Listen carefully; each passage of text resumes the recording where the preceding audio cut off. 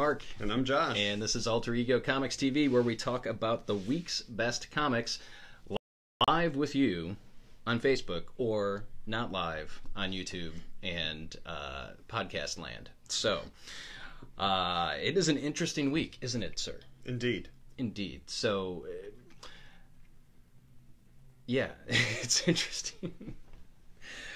We're at the beginning of not quite the summer event season and all the Marvel Fresh Start stuff, and so we have a lot of new number ones this week, but many of them are miniseries, many of them are indie books, so we're going to hit all kinds of cool stuff this week, and I'll start with my pick of the week, which is one of those aforementioned number ones, Superman Special, or Special Superman number one. This is a one-shot, so they could just say one-shot. I guess there could be a Superman Special number 2 at some point. I guess, but who cares? I'm sure there's been a Superman Special before in the past. I don't know what restaurant serves the Superman Special number 2. Ice cream places usually. Yes. Yeah, you get some chocolate ice cream with some Superman ice cream. That's a Superman Special number 2.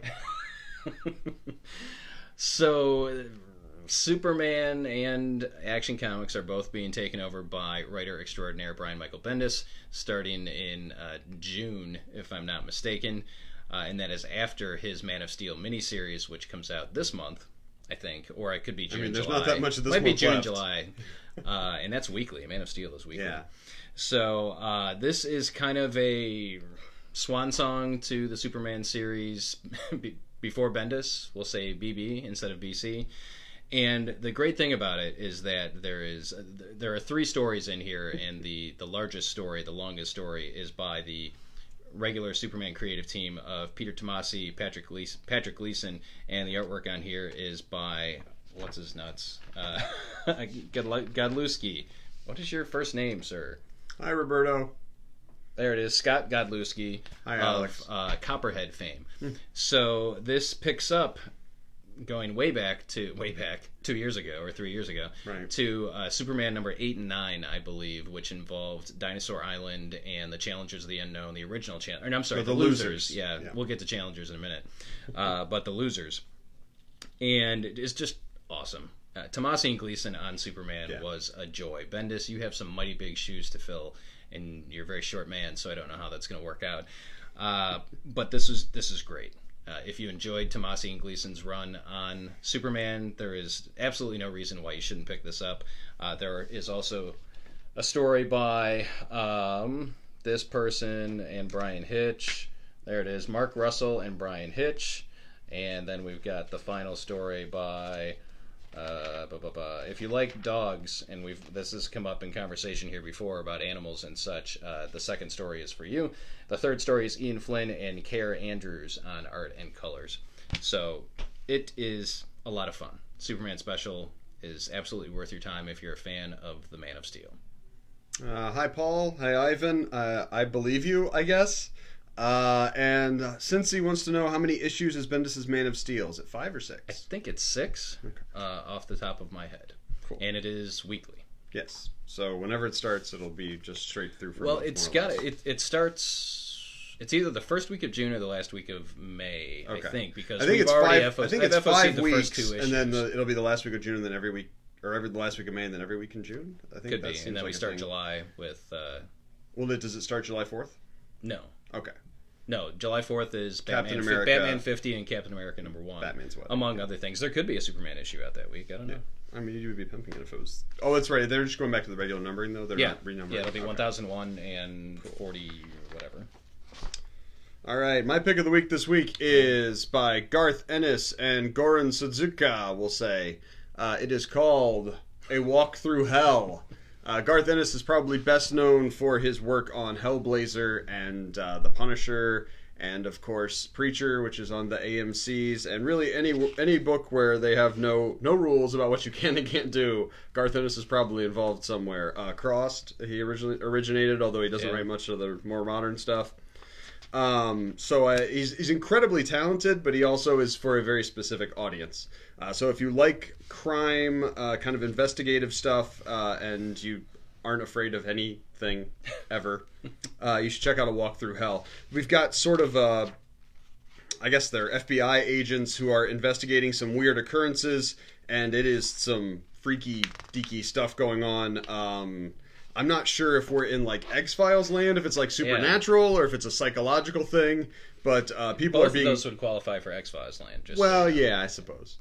But yes, it's really cool. It's very brutal. Ennis did Red Team a couple years ago, which was also about investigations and kind of close-knit teams going into scary stuff, which I really liked, and I really like this.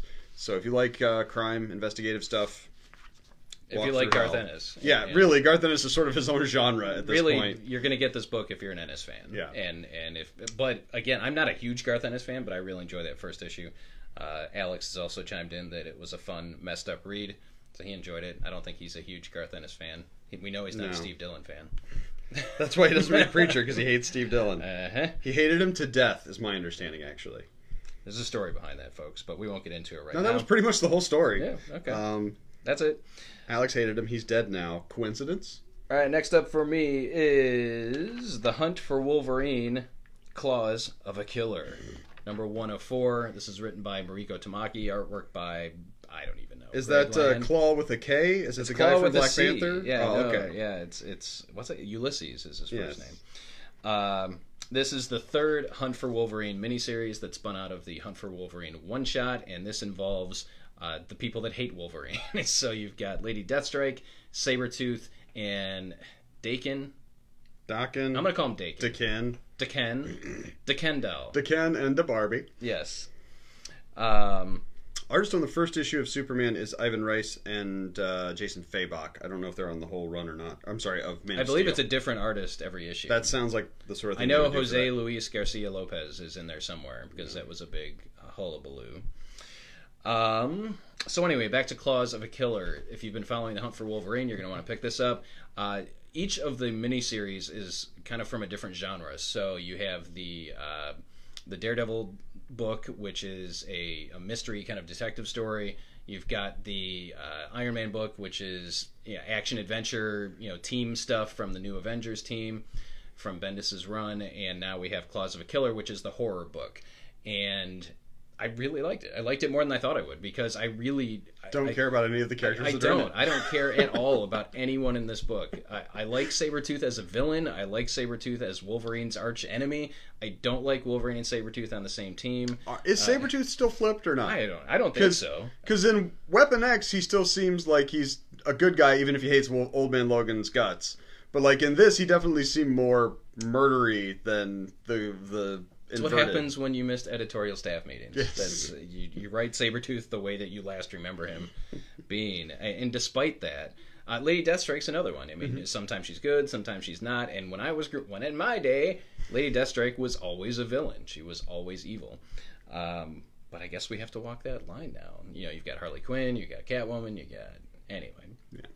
So Claws of a Killer is a definite pickup if you're into the Hunt for Wolverine, if you like those characters, if you want to read a horror book set within the Marvel Universe.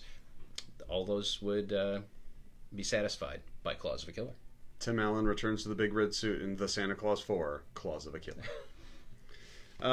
Next up for me, we've got the next part of the New Age of Heroes lineup from DC Comics. This is New Challengers. I was going to say Challengers of the Unknown, but it is New Challengers, number 1, written by Scott Snyder, drawn by Kubert, let's say, Andy?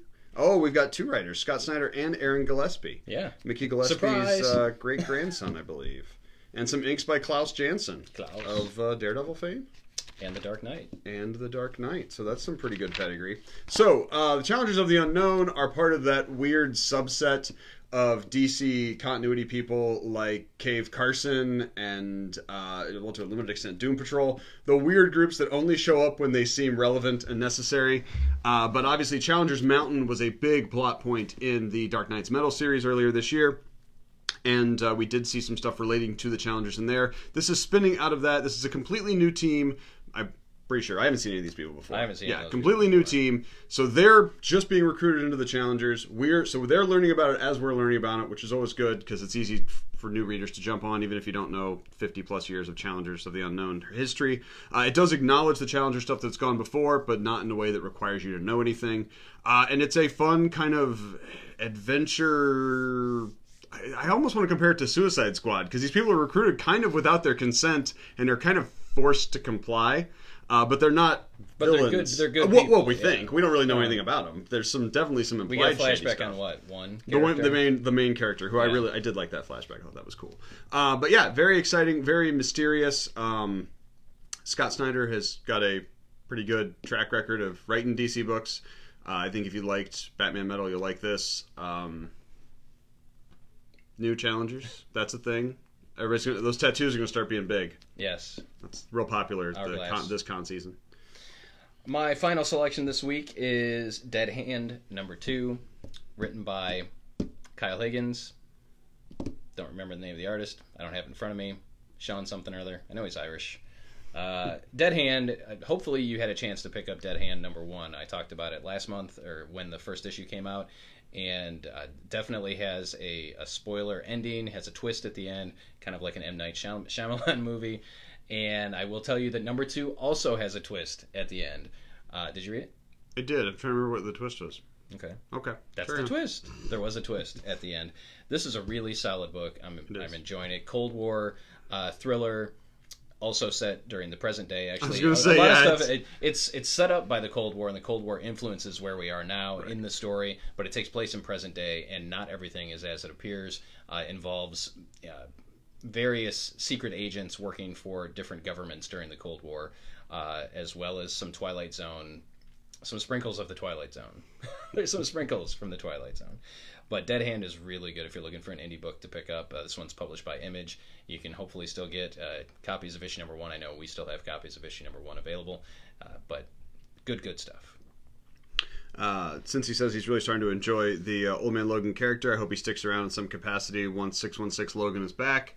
I concur. I initially really didn't want the Old Man Logan character around at all, because I feel like the original Old Man Logan is such an iconic story by itself. But the way they integrated him is fun, and there's something to be said for that Wolverine that's seen all of this before. Like, Wolverine's always kind of, as soon as they revealed his origin and Wolverine origin, and they brought his memories back in House of M, Wolverine kind of lost something for me. He lost a sense of mystery, whereas Old Man Logan still has that to an extent, because it has a whole life lived that we don't know anything about in his reality. So that helps me, and I would like to see him stick around. I would not bet on it happening, but I would like it. And hi, odds Scott. are not good. Yeah. Last up for me, I've got a couple of FYIs. We've got Quicksilver No Surrender #1. This is a mini-series featuring the world's fastest Avenger, we'll say. Written by Saladin Ahmed and probably drawn by somebody. Let's say Eric Wynn. I think it's the world's douchiest Avenger. Is it the world's douchiest Avenger? Yes. Oh, whatever. I actually kind of liked it. I just don't care at all about Quicksilver. But if you like Quicksilver, read that. Well, I'll put if you were following No Surrender. Put in a PS. If you were following the Avengers No Surrender event, you find out what happened to Quicksilver, because he kind of disappears. And next up in the things you need to know, basically next up in the things, if I tell you the title, you already know if you want to read it or not. Bubba Hotep #1, written by some people. Bruce Campbell. Yes, I'm hoping. Written by Joshua Kuga and Tad Galusha. Those are like anagrams for something, right? So somebody run that past some. So Bubba Hotep was a cult classic film, a decade ago? At least. Maybe more. 15, 20 where years ago? Maybe? An elderly Elvis who got a body double, who's the one who died in the toilet, is in a nursing home and fights mummies. This is set prior to that. He's still kind of old, sad Elvis, and he's still actively Elvis. He hasn't replaced himself yet. And this time he's fighting vampires. We find out some of his motivation for it, which was kind of cool. But basically, if you liked Bubba Hotep, this is definitely worth a look. That movie's got Bruce Campbell in it. And if you Ozzie like Davis. Briscoe, yes, Ozzie Davis as JFK. Ozzie Davis is great. That's all you black need JFK. to know. Yeah, it's an old black man is JFK. Yeah, it's not for everybody. It isn't but if for you like everybody. Bruce Campbell movies, you'll probably enjoy it. Yeah. And if you like the movie, the comic's worth a look. If you just want to say Bubba Hotep. Bubba Hotep. Bubba Hotep. Finally, this week, I'm going to throw in a pick. I'll see if I block the entire screen with this.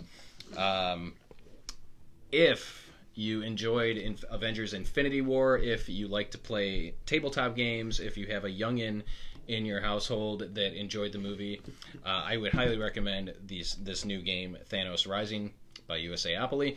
This is a 2 to 4 player collaborative game Runs about 45 minutes, but I would allow a little more than that on your first time through. And I'd recommend it for ages 10 and up. I played it with my almost 9-year-old, and he actually grasped it a little more than my wife and I did. So this is super cool. Lots of characters. I should say pretty much all the characters from the movie are featured in the game. And Hawkeye. And some you didn't even get to see. I'm not a diehard tabletop player. Josh is the games master here.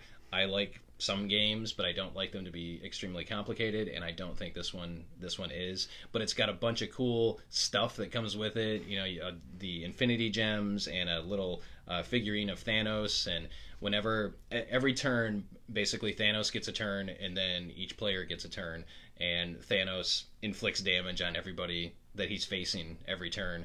It's just a really good game that if you want to play it with kids that have seen Avengers Infinity War. My son was fired up to play this, and he was fired up playing it the entire time. So if you're looking for something fun to do with the family, or just something cool to do on a Sunday afternoon or Friday night, Thanos Rising gets a thumbs up from me, and I think you liked it too. Yeah, I did. Yeah, if it's cooperative, you're all working together against Thanos, so it's good for when you're playing with kids that might be a little too competitive. Putting everybody on the same team sometimes works better with younger kids. Also, right now we have an exclusive. Well, exclusive is relative. We have a promo available when you buy it from us that gets you a new hero to lead one of your teams. It's Thor, and it comes with a card that I'm not going to mention because it may technically be a spoiler for the movie, but if you saw the movie, you will appreciate that this card's in there. So Thanos Rising from USAopoly gets the thumbs up from everyone here at Team Alter Ego. Woo! So that is it.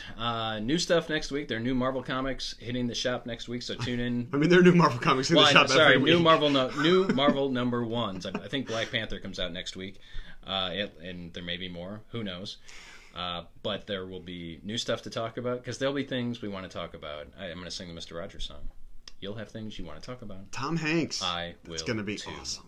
Yes, so Tom Hanks is playing Fred Rogers. I don't know why this is in a comic video or podcast, but just because I mentioned Rogers. Yeah, we live in a world of pop culture. We do. Fred Rogers is a culturally pervasive. We live in an amazing world. Fred Rogers may have been the nicest person ever to live on Earth next to Jesus Christ. I don't know. Him and Christopher Plummer, they're the only safe ones left. Yeah. Oh, Iron Man 600 comes out next week. Thank you, Paul, for sharing that with us. That is Bendis' final issue. And then we get Dan Slott writing Iron Man. So there's a lot to be excited about in the comic book industry. So tune in next week, 1 o'clock Eastern on Wednesday. We will do our Facebook Live, or catch us on replay on YouTube or the podcast. And if you enjoyed this week's little show, please like, comment, and share. We appreciate it. It'll help get this video in front of more people, and hopefully get people reading comics that are awesome. So until then, have a great week. Mr. Rogers music. Please won't you be my neighbor? Hello, television neighbor. I'm so happy. I'm so glad we're together again.